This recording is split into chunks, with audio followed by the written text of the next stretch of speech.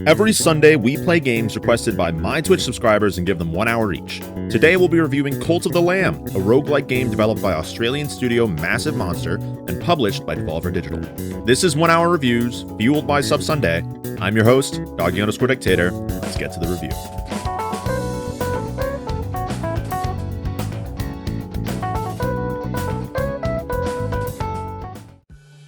I had heard of Cult of the Lamb many times, given that I'm often playing roguelike games on stream and find them very enjoyable. That being said, upon opening the game, I was immediately intrigued by the opening cinematic and the general story that the game seemed to want to tell.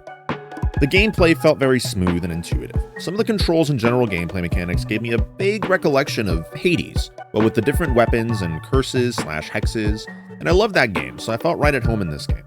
Additionally, the dungeon crawl aspect of the game was very similar to The Binding of Isaac, which itself was inspired by The Legend of Zelda, which made me feel like I knew what I was doing.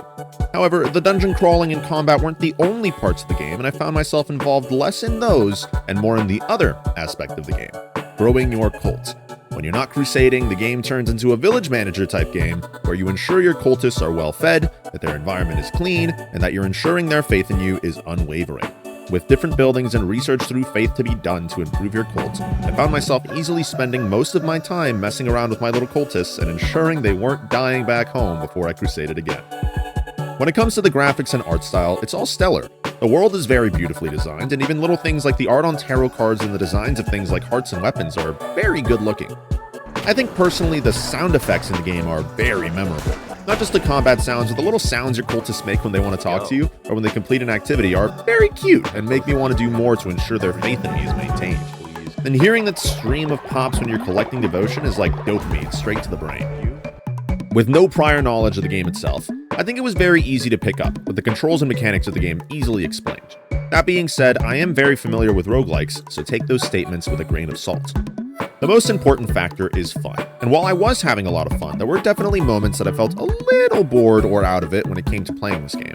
I don't know if it's the divide between the cult management part of the game and the crusade part of the game, but there was something about that was jarring when I had to go from one to the other.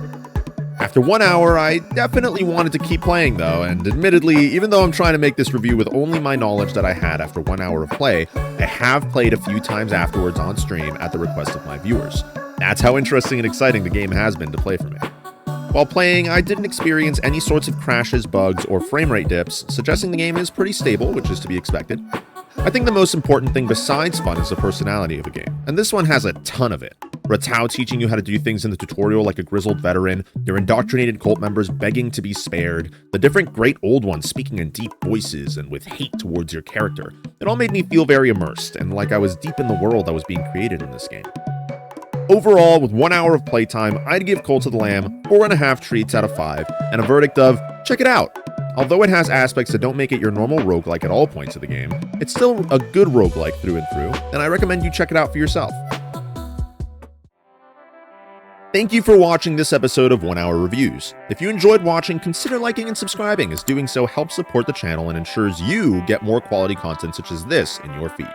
I hope you have a good rest of your day, night, or whatever time zone you're in. Peace out, stay safe, and have yourselves a damn good one.